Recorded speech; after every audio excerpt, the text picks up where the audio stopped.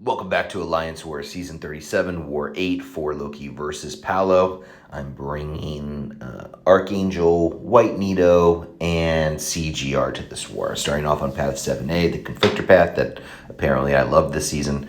I'm starting off with the Guidance from White Nito, and then I'll just be playing the old AA parry heavy game here. The Guidance prevents Conflictor from triggering. The bleeds and the poisons will still trigger Conflictor for a minute until I get up some neuros, but pretty much this fight is over immediately.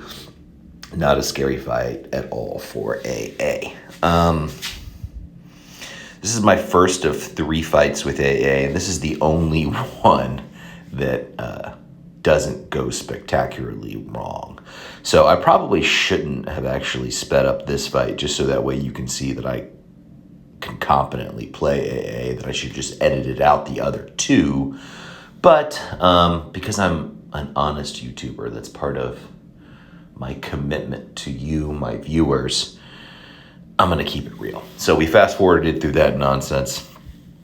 Now we go fight this Hyperion. This Hyperion is already dead the minute I choose CGR. As we've seen from past war videos, CGR as a sick and tired attacker is a hard counter to this Hyperion. It's just your standard CGR rotation, and the fight is pretty much over. So this was a fait accompli. That's some fancy Latin for you folks. If you don't know what it means, look it up, because I want these videos to be educational as much as they are entertaining. But yeah, this was a simple fight. The next very simple fight is this Terrax. This is on path 1B, node 30.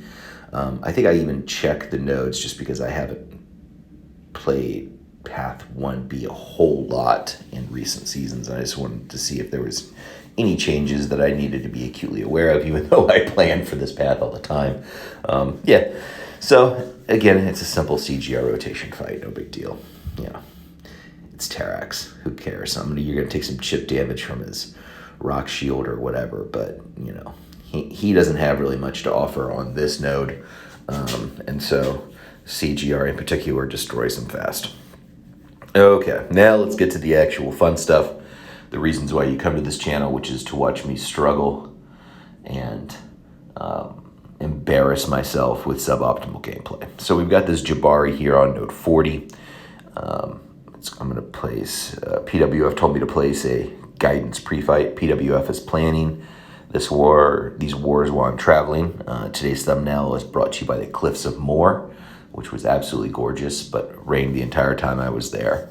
Highly recommend it if you make your way over to Ireland. But anyway, so I'm assigned to do this fight with AA, and I've fought in Jabari a ton in war. And the key to fighting Jabari is to play around her Purify mechanic, or I guess they call it Cleanse, because that's how Jabari can sometimes get around APOC stuff.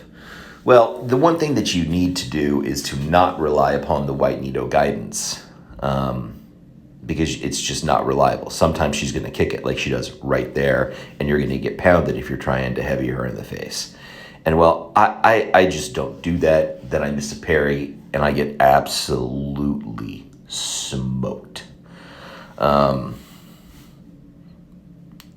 You know, I had the wrong approach to that fight, and then I got unlucky. And you can die with just one of those things being true. But if both those things are true, you're definitely going to die. So let me heal up AA. Let me do this fight the right way, which is just to essentially ignore the fact that I even have a Guidance. Just treat it as another attack boost and not rely on it for heavying. To just hold that heavy an extra second longer to make sure that it sticks. And if it doesn't stick, that way you don't get punched in the face. Now, see, like I did right there. Just holding the block there. I guess I let up on the block. I don't really think I did, but the game told me I did, and whatever the game says has to be right? Like Kabam, they don't make mistakes, just Clown makes mistakes.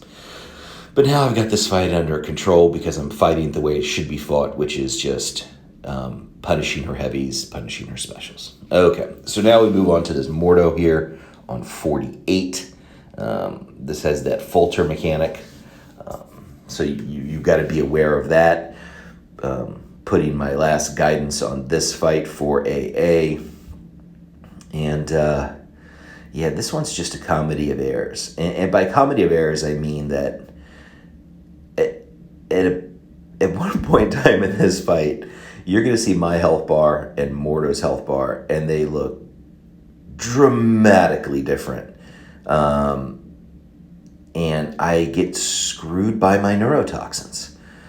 Yeah, I don't play great, and I'm not going to say it's just the neurotoxin's fault. Like there, I'm hitting into the falter like a noob, but you know,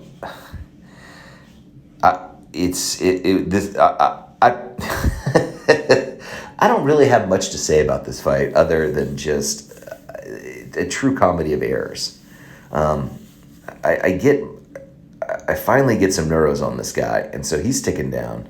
I'm able to throw some more debuffs on him there, and I eat the first special 3. Now, Mordo's first special 3 is not that bad. It doesn't do too much damage in comparison to other champ special 3s. So, you know, you can tank a few Mordo special 3s and let those furies die off and then go. So right about now, you'll see I have a ton of health and he has none. But my neuros drop off, stun him, and then he astral evades, crushes me with a combo, and then goes into a special 3. And I paused the fight because I'm honestly laughing so hard in my hotel room in Dublin by what has just transpired to lead to my second death of this war. It's still amusing to me. And I look at this fight, I see that this Mordo has like 7% health left, and I'm just going to finish it with CGR because this is, you know, arguably I could have done this fight with CGR. In retrospect, I realized I probably should have talked to PWF about switching up my team. I should have probably done Herc for both Jabari and this Mordo, but I didn't, and I played terribly, and I got unlucky. And when that happens, you're going to die. And so I died twice. Yippee for me. Have a good one. See you next time.